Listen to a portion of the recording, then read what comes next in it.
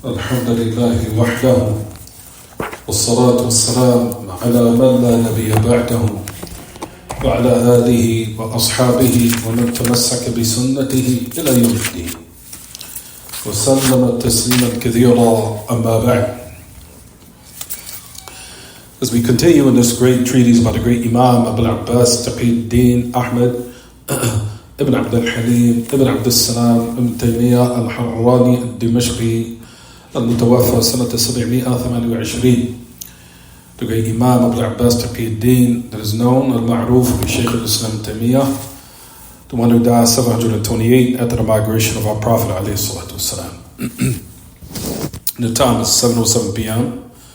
Wednesday, August the 28th, 2024 of the Gregorian calendar, which agrees with the Hijri, Tariq al-Hijri, which is currently the 24th of Safar, on this evening of Wednesday, the year 1446 after the migration of our Prophet alayhi salatu wasalam.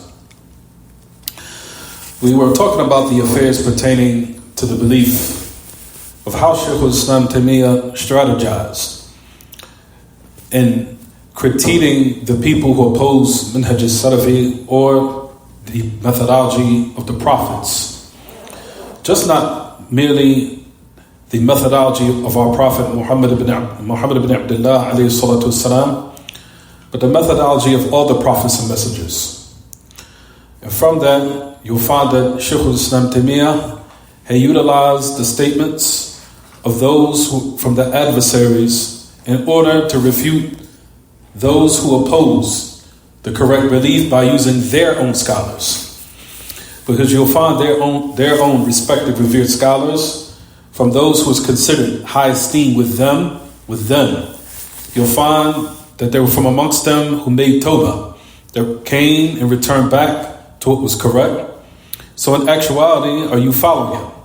Are you following his belief? Because if he's the establisher or the founder of those corrupt beliefs, and then he left it and abandoned it and made Tawbah in order to return back to the belief of the prophets and the messengers, and the finality of them is Muhammad sallallahu alaihi wasallam, then why aren't you following what is correct?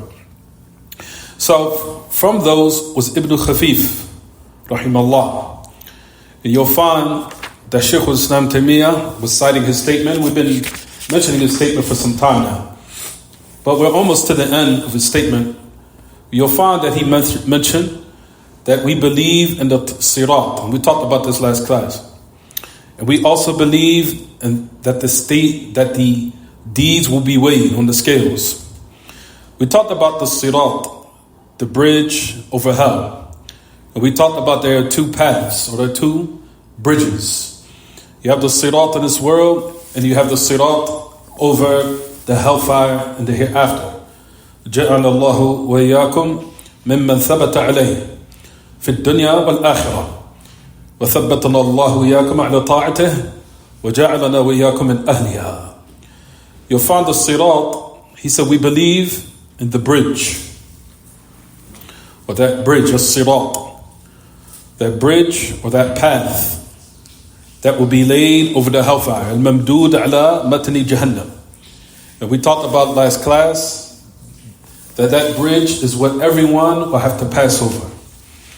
Everyone will have to pass over the bridge over hell. And that is also from our belief. We believe there will be a sirat.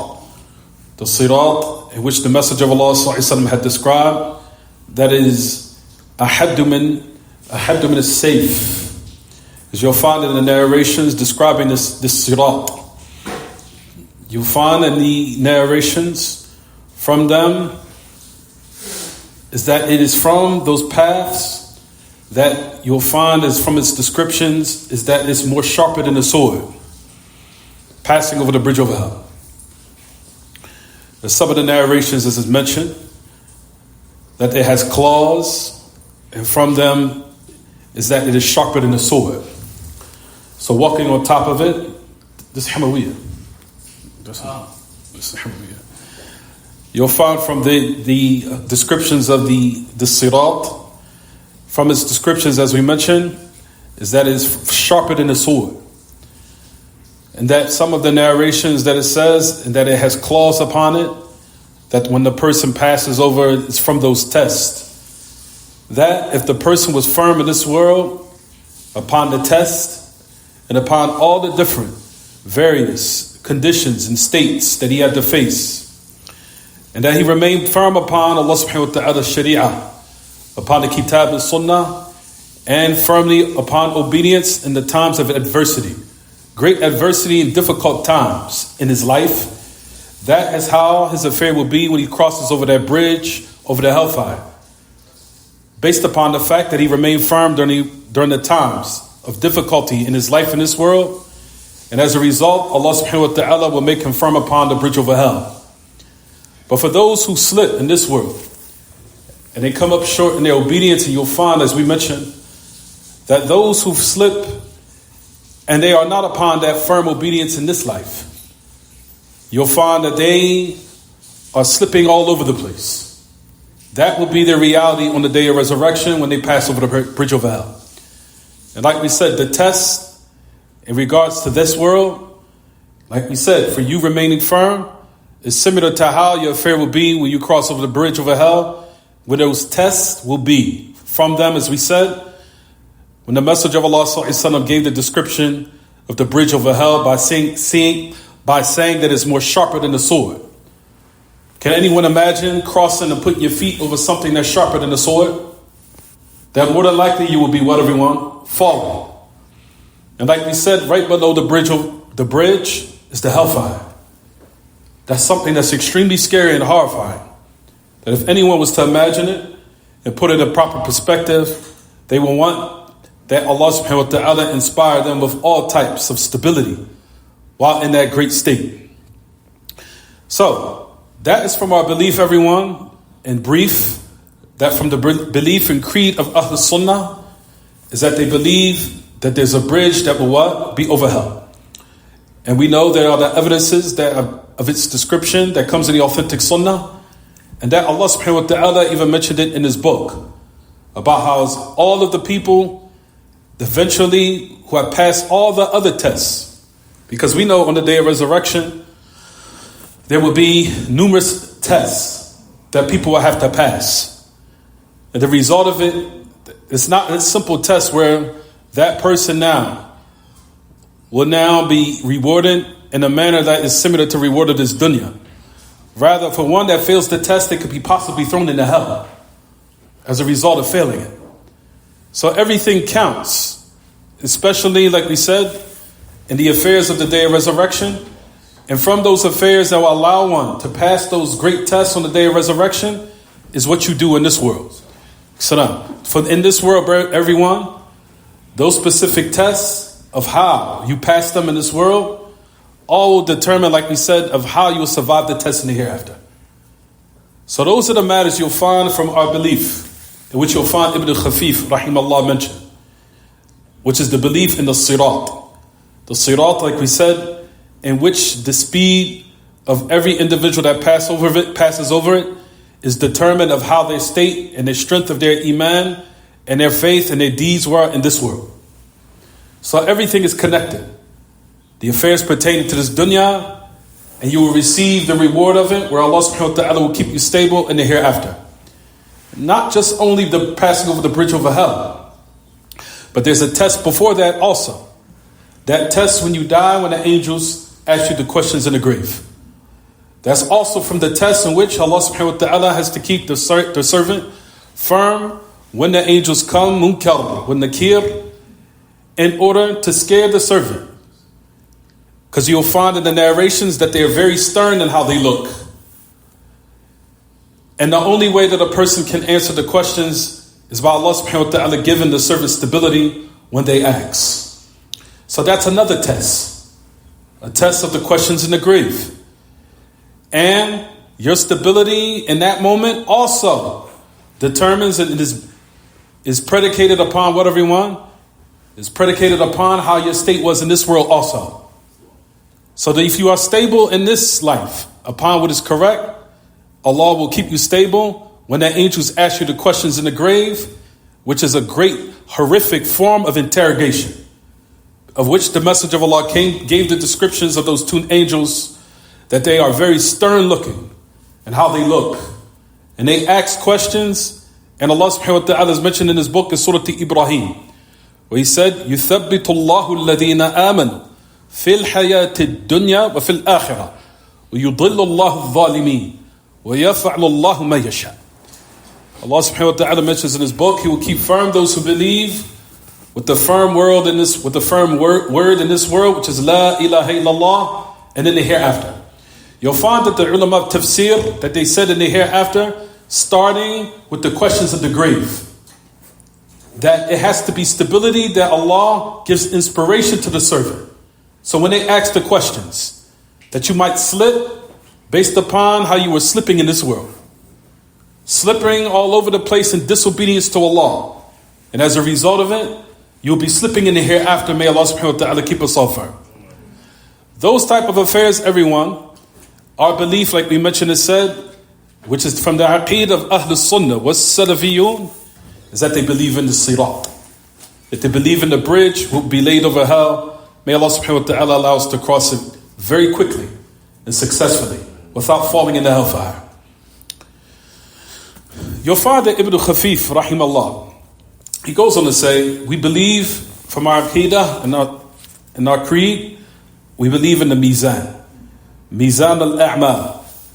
As we know, Allah subhanahu wa ta'ala has said in his book, in so many ayat, that Allah subhanahu wa ta'ala has himself has said on the day of resurrection, there will be what, everyone? There will be scales. There will be mawazeen. وَنَضَعُ الْمَوَازِينَ الْقِسْطَ لِيَوْمَ الْقِيَامَةِ فَلَا تُظْلَمُ نَفْسٌ شَيْئًا فَإِن تَكُ حَسْنَةٌ. If I rarely the ayat, I don't want to talk about the ayat right now. But anyway, you'll find in the ayat, Allah subhanahu wa ta'ala mentions it in his book. He said that we will lay down the scales of justice on the day of resurrection, in which soul will not be oppressed therein anything at least. Ayat in which Allah subhanahu wa ta'ala has mentioned that the deeds will be weighed upon them.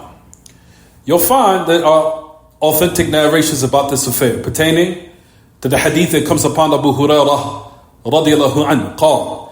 قال رسول الله صلى الله عليه وسلم كلمتان خفيفتان على اللسان حبيبتان إلى الرحمن ثقيلتان في الميزان. Hadith, which is the last hadith in Bukhari. This tremendous narration. Two words that are light upon the tongue, beloved to the most merciful, heavy in the scales. What does that hadith affirm, everyone? That there's a what? There's a mizan, there's a scale on the day of resurrection. Subhanallah wa bihamdihi, Subhanallah al-azim. Qala alayhi salatu wassalam, the great Imam al-Tahawi, did he mention in his Sharh al-Tahawiyah, Ibn Abil Izz, I'm sorry, Ibn Abil Izz al-Hanafi, who's the Sharh of al-Tahawiyah. He said, فَالْإِيمَانِ بِالْمِيزَانِ وَاجِبْ بما ذكرنا ثم كيفية الوزن فقد قيل توضع صحف الحسنات في إحدى كفتي الميزان وصحف السيئات في الكفة الأخرى ثم توزن وقد ورد في بعض الأخبار ما يدل عليه وقد يجوز أن يحدث الله تعالى أجساما مقدرة بعدد الحسنات والسيئات بحيث يتميز إحداهما من الأخرى ثم توزن كما توزن الأجسام والله أعلم بما ورد به خبر الصادق المصدوق عليه الصلاة والسلام نؤمن به ونحمله على وجه يصح وبالله التوفيق. Your father, he mentions, it says, from the belief of the people of the truth, the people that want to survive in this world and the hereafter, the people who truly want prominence and success from their Lord subhanahu wa ta'ala, giving it to them.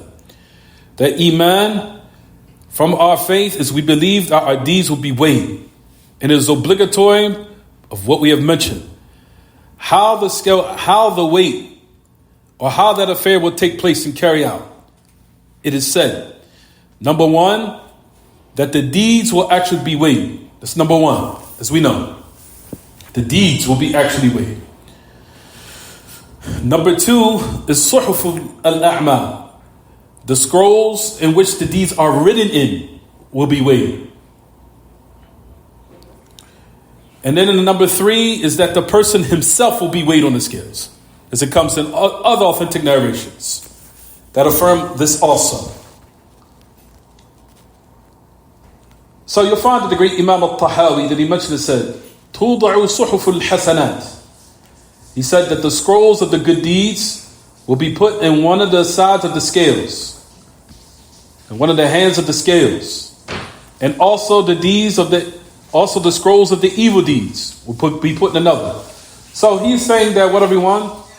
One of the ways in which the deeds will be weighed on the day of resurrection, which is how?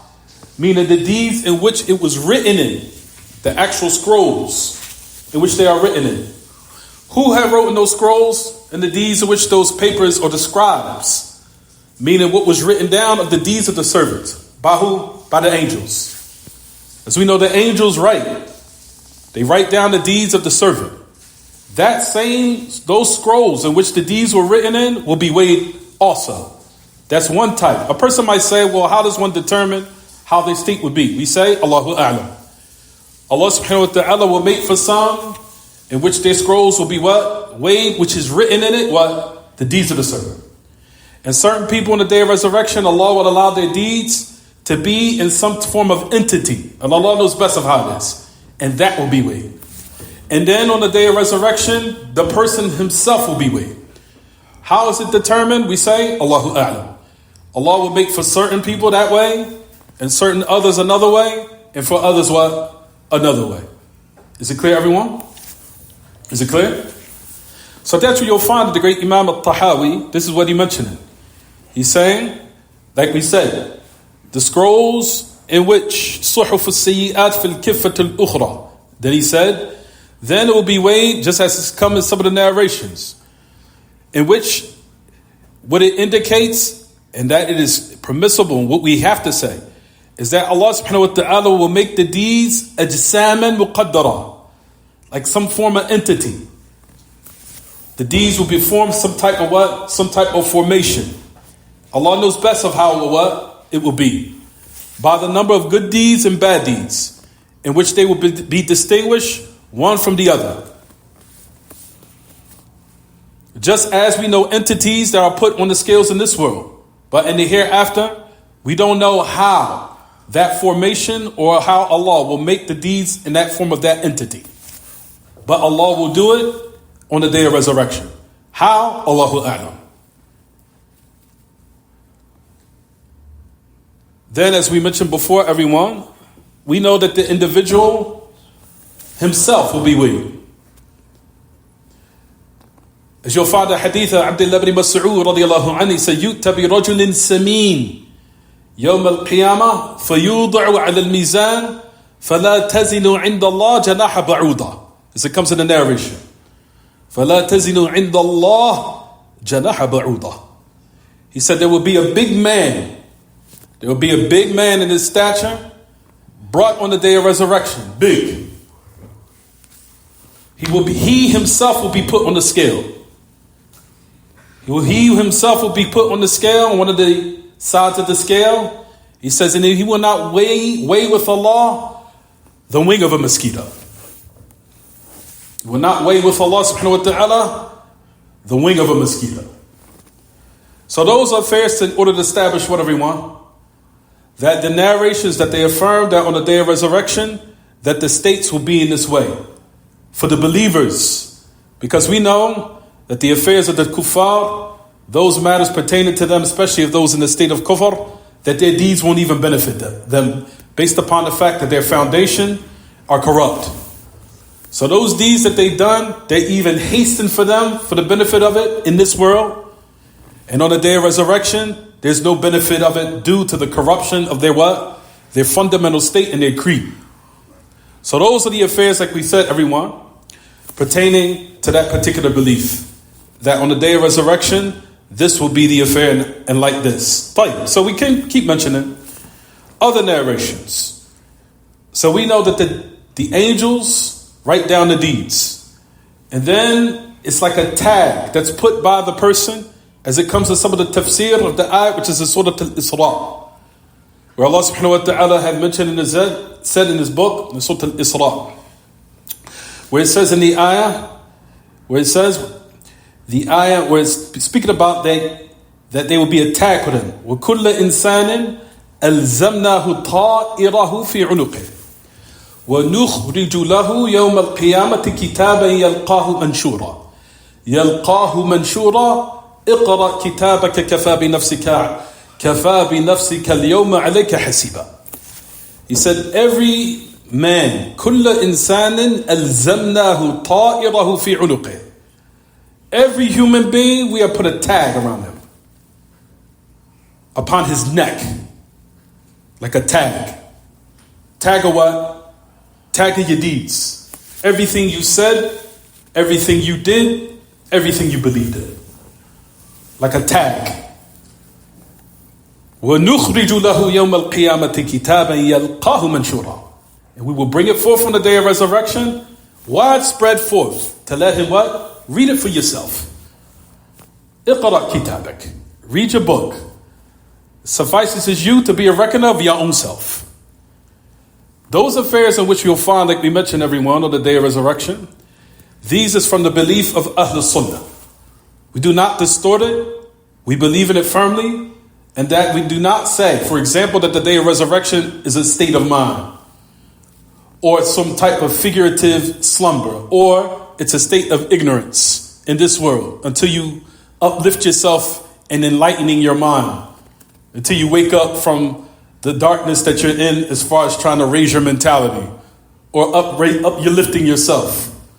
No, the day of resurrection is a day in which all these affairs, in which the Messenger of Allah ﷺ affirmed that will take place based upon the narrations that we firmly believe in. Also, you'll find in the hadith what comes in Tirmidhi, in Ibn Majah, upon Abdur Rahman al-Hubulli.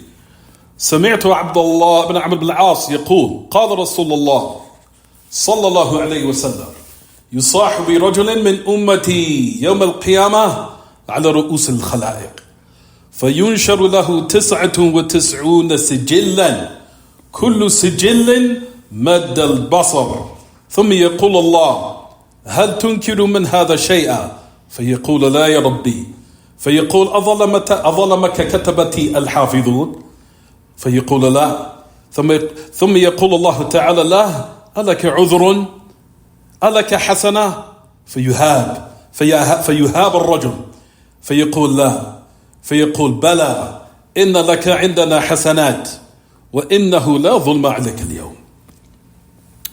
They said there will be hollered, meaning shout and called out by men. He said, from my ummah, on the day of resurrection, he says, upon ru'us al-khalaiq, in front of all of the creation. And then there will be what? 99 scrolls that will be laid out in front of him. All of those scrolls is the eyesight as far as the eyes can see, spread out of his deeds. Then Allah subhanahu wa ta'ala will say to him, O my servant, all of these scrolls in which you see, which is written in it, everything you believe, said and did. Do you deny anything that has been written here for you? He said, no, my Lord. Do you deny anything here that is written? No, my Lord. Then my honorable noble writers oppress you anything in the least from the angels? Did they oppress you? He'll say, no, my Lord. Do you have an excuse? No, my Lord. Do you have a good deed? No, my Lord.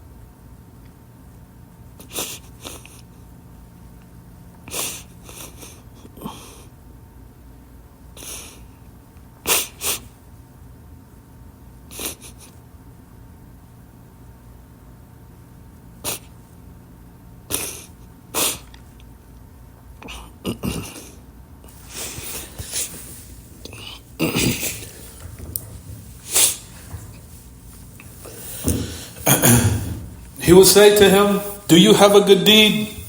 He said, the man will be فَيُهَابَ الرَّجُلُ. He will be in awe and that great fear.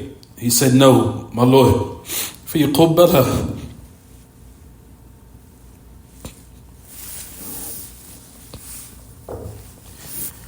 Verily you have with us good deeds, and there's no oppression upon you today. It says, فَتُخْرَجُ لَهُ بِطَاقَةٌ فِيهَا أشهد أن لا إله إلا الله وأن محمدا عبده ورسوله. Then it will be brought out the bitaqa, that deed in which is in it, written in that card, if we know, the testimony. I bear witness that none has the right to be worshipped except Allah, and that Muhammad is his slave and his messenger. قال فيقول يا ربي ما هذه البطاقة مع هذه السجلات. Oh my Lord, what is this card? Despite of all these long scrolls of deeds that is written in it, all of my actions. This one card of good, despite of all of these affairs and all of the evil, and all of what is written in those scrolls and these sijillat. He said, you will not be oppressed. Then you'll find that it's put in the sijillat from all of those affairs pertaining to the deeds. And one side of the scale, and the bitaqa, the card, and another. فَطَاشَتْ السِّجِلَّاتِ وَثَقُلَتْ الْبِطَاقَةِ. And you'll find that the one card that has in it La ilaha illallah, it will allow it to outweigh in which those other scribes, in which those scrolls, in which will be what? Raised. And these bitaqa of the card that is in it La ilaha illallah will outweigh it. You'll find that Muhammad ibn Yahya, that he said al-bitaqa, he said الرقعة وأهل مصر يقولون الرقعة بطاقة. That he said about the bitaqa, that this card in which was given the description that it's another word which is called الرقعة. So those are the affairs pertaining to the day of resurrection in which the deeds will be weighed. And like we said and mentioned, everyone, some of the other narrations you'll find that comes in the narration of Imam Ahmad in his Musnad, قال رسول الله صلى الله عليه وسلم توضع الموازين يوم القيامة فيؤتى بالرجل فيوضع في كفة. We already talked about this. He said the scales will be laid on the day of resurrection, and there will be brought a man in which he will be placed in the scale itself. And we just talked about this already, pertaining to what everyone, how the individual in certain instances and cases on the day of resurrection, he will be weighed. Let's keep going. You'll find that Shaykh al-Islam Taymiyyah rahimahullah, that he's talked about the affair pertaining to the belief of Ibn Khafif. The last thing he said in regards to this matter, what we were speaking about. So number one, you'll find that he affirmed the belief of the bridge over the hellfire. Then you'll find that he mentioned also the belief of the mizan, the scale. And we talked about the different types of how the affair will take place and carry out on the day of resurrection, based upon, like we said, certain individuals will be like this, and others will be like that, and Allah knows best of how that affair will be. The last matter you'll find that he mentioned is said, وَذَكْرَ الْمَوْتِ. He said the affair that's pertaining to death.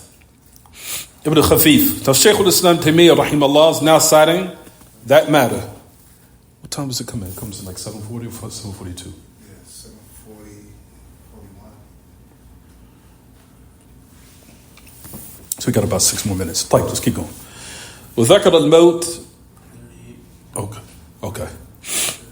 أمر لا ينكره أحد وأن المقتول قتل بأجله واستوفى رزقه. So you'll find that he mentioned a particular statement.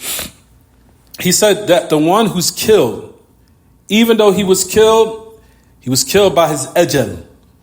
He was killed by the determining time frame in which Allah had preordained for him. Not because the killer hastened for him his jeopardy. Is it clear what I'm saying, everyone? Even though he was killed by someone, may Allah subhanahu wa ta'ala protect us and you from that, and our families. Even though he was killed by the killer, even in that instance, that's still considered from the what? The longevity that Allah had set for him. That it was written, and that was the reason of how he would die. Not the belief that the murderer or the killer or the transgressor hastened for him his longevity. Is it clear what I'm saying? Why am I saying this? Because there are people from Ahl Bid'ah, you'll find that they say that the person who killed hastened for him his longevity. Not the fact that Allah subhanahu wa ta'ala had set for him that predetermining affair, and that it was set and it wasn't part of his what? Longevity at all. Rather, the killer hastened it for him. Is that correct? No. Even though the person who's been killed or murdered, we still believe at the same time that's still part of the what? The longevity that Allah said. But even though he was killed in an unjustful way, that's still also from the, like we said, the predetermined time in which Allah subhanahu wa ta'ala had made for that individual. You'll find that the great Imam Shaykh Muhammad Aman, he mentioned this. He said, إنما نص على هذا لأن بعض أهل البدع يقولون المقتول قتل قبل أجله. He says some of the people of innovation, they say that the one killed, that he was killed before his ajal, before his time was to die. Is that correct? No. He said بادر إليه الإنسان فقتله لولا هذا القتل لعاش إلى أجله. He said this individual, this murderer, came to the person, hastened towards him and killed him. And if it wasn't the fact that he was killed, he would have lived longer to his appointed time. Is that correct? No. He said this is incorrect. Why? تعددت الأسباب والموت واحد. There's numerous reasons of how people die, but however we know death is still what? One. Death itself, it is what it is, right everyone? Whether the person dies upon their chair or in their sleep or killed in the cause of Allah or killed unjustly, these are all considered what everyone? Reasons. Asbab. But however, the person dies by the ajal, all of it is part of Allah's what? Set divine decree and destiny. Is it clear? Good. Tafadhal, you call you there?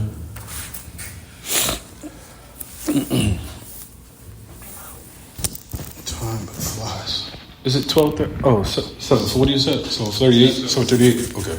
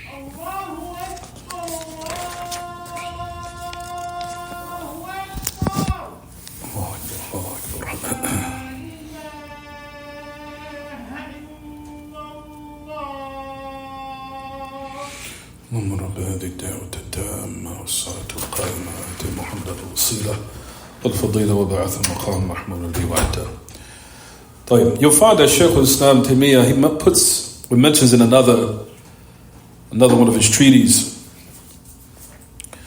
where he mentions and says, I think it's al-Masail wal-Ajwiba, al-Masail wal-Ajwiba, questions and answers, and then Majmu' al-Fatawi.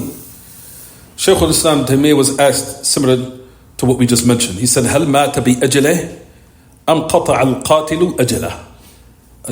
أجاب رحمه الله المقتول كغيره من الموتى لا يموت أحد قبل أجله ولا يتأخر أحد عن أجله بل سائر الحيوان والأشجار لها آجال لا تتقدموا ولا تتأخروا فإن أجل الشيء هو نهاية عمره وعمره مدة بقائه فالعمر مدة البقاء والأجل نهاية العمر بالانقضاء. You'll find that he mentioned and said, does a person die by his longevity, meaning what Allah has written for him? Or does the killer hasten for them that affair? Ajab, he said, the killer is just, the one killed is just like anyone else from those who have died. No one dies before the set prescribed time for him. Nor is it late, where, for example, that now someone hastened it for him, in which, like we said, if he wasn't killed, then the affair would have been put off later. No. He said, rather you'll find that the rest of animals and trees, they have set appointed times, in which it's not now changed, or it's now given, or it's hastened, or it's put off for later. For verily the determinate time for something, it is the end of his umri, it's the end of his longevity. And his longevity, of course, is the time frame of him, how long he remains. And his longevity, like we said, muddat al-baqa wal-ajal nihayat al-umr. For the time frame, of course, of how long he remains, and his longevity, of course, is the set time of what Allah has prescribed. That is the end of his life. And that is the time where it's what? Where it's over. And you will find, as it says in the statement, what we just mentioned, that he's also fulfilled his provisions that Allah has written for him, which has been completed. So those are the matters you'll find, like we said, from the belief of Ahlul Sunnah, is that we do not believe that the killer or the murderer, even though he transgressed and fell into oppression and oppressed a person or an individual, that he changed anything that Allah has already said. Even though that person died in a state or a manner which was displeasing to Allah. We talked about the killer, of course, not the one who was murdered unjustly. Is it clear, everyone? Please keep going. You'll find that Shaykh al-Islam Taymiyyah, that he goes on to say, everyone, إِلَىٰ أَنْ قَالَ وَمِمَّا نَعْتَقِدُ أَنَّ اللَّهَ يَنْزِلُ كُلَّ لَيْلَةٍ فِي السَّمَاءِ الدُّنْيَا في ثلث الليل الآخر فيبسط يديه فيقول ألا هل من سائل الحديث وليلة النصف وعشية عرفة وذكر الحديث في ذلك. قال ونعتقد أن الله كلم موسى تكليما واتخذ إبراهيم خليلا وأن الخلة غير الفقر وأن الخلة غير الفقر لا كما قال أهل البدع. ونعتقد أن الله تعالى خص محمد صلى الله عليه وسلم بالرؤيا واتخذه خليلا كما اتخذ إبراهيم خليلا. You'll find that he goes on to the next belief, which is from the important beliefs of Ahl Sunnah. He said that we believe and we firmly have decreed that Allah descends every night to the heavenly dunya, or to the heaven of the dunya, in the last part of the third night, or the last part in the third part of the night, And Allah subhanahu wa ta'ala spreads out his two hands and he says, is there anyone that will ask and I will give him? Is there anyone that will invoke me and I will answer his invocation? Is there anyone that will seek my forgiveness and I will forgive him? That hadith. Also, it says, based in the line of what Ibn Khafif mentioned, rahimahullah, he said, in Laylatul Nisf min Sha'ban. We'll talk about that in a minute. The part of the month of Sha'ban, which is Laylatul Nisf, meaning in the middle of the month, when half of Sha'ban is concluded, that Allah descends in that time also. We'll talk about that in a minute. Is that narration authentic? Is that narration weak? We'll speak about it. And that Allah subhanahu wa ta'ala will also descend Ashiyat Arafah, meaning during the time of Hajj. And the time of Hajj, in which we know on that particular day, which is the greatest of the days of the year, which is where everyone, the day of Arafah.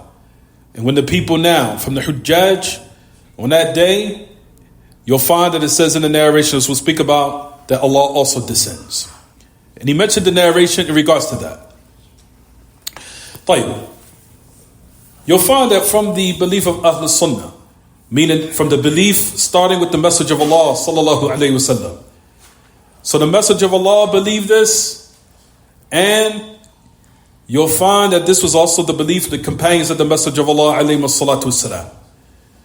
They believed the companions, and who followed the companions from the tabi'een. They all believe unanimously that Allah descends in a manner that befits Him. A descension that befits Allah, and it does not resemble the descension of the creation.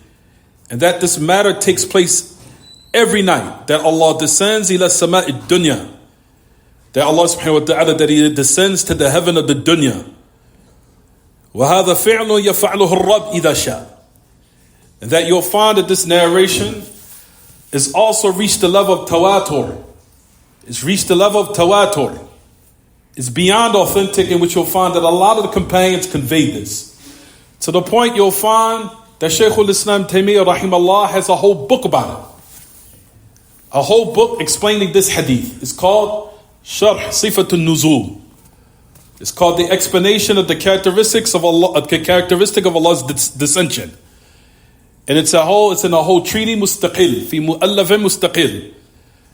وجعل عنوانه شرح صفة النزول أو شرح صفة النزول الرب سبحانه وقد بلغ حد التواتر, and it's reached the level of tawatur, which comes in the narrations in which the message of Allah informed, and also what a lot of the companions also believe and convey, that they believe that Allah subhanahu wa ta'ala descends every night at the third part, and that affair is an action from Allah. فِعْلٌ يَفْعَلُهُ الرَّبِّ إِذَا شَاءَ.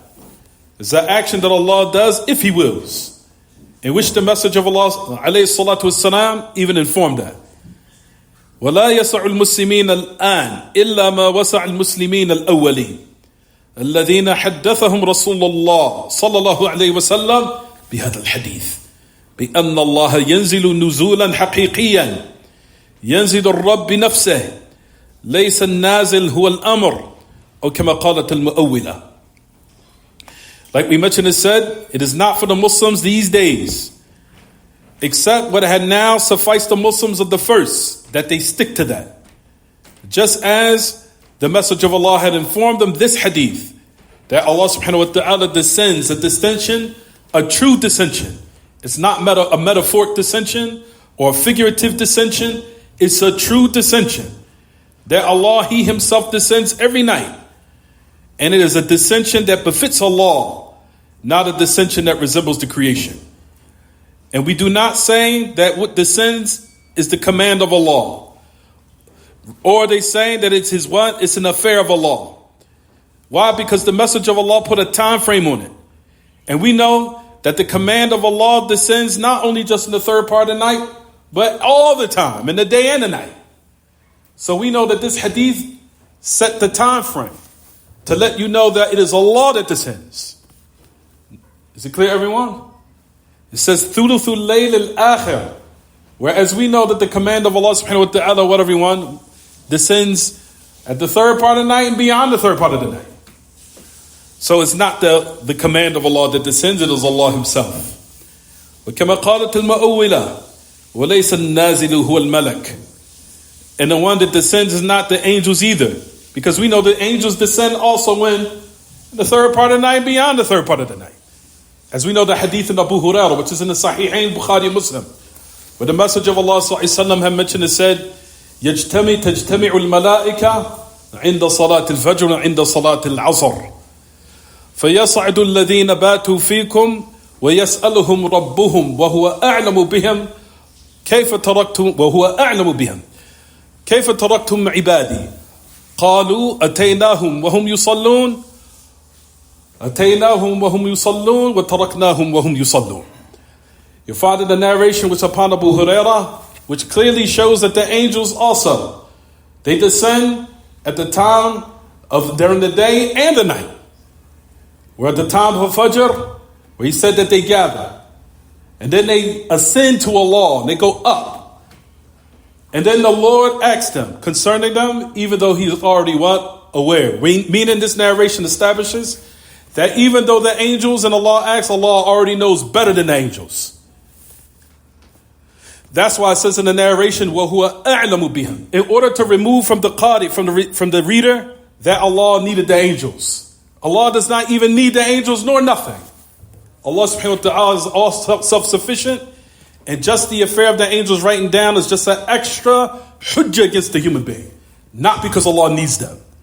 That's the right order to remove the iham, to remove the false impression that Allah needed the angels. It says in the hadith, وَهُوَ أَعْلَمُ بِهِمْ. He's all aware, more than the angels, complete in his knowledge, and he does not need them. But in order to establish the affair, he said, how did you leave my servants?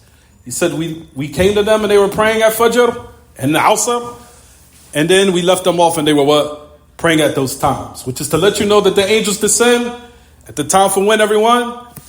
For Fajr and what? The Asr, which is more than just what? The third part of the night.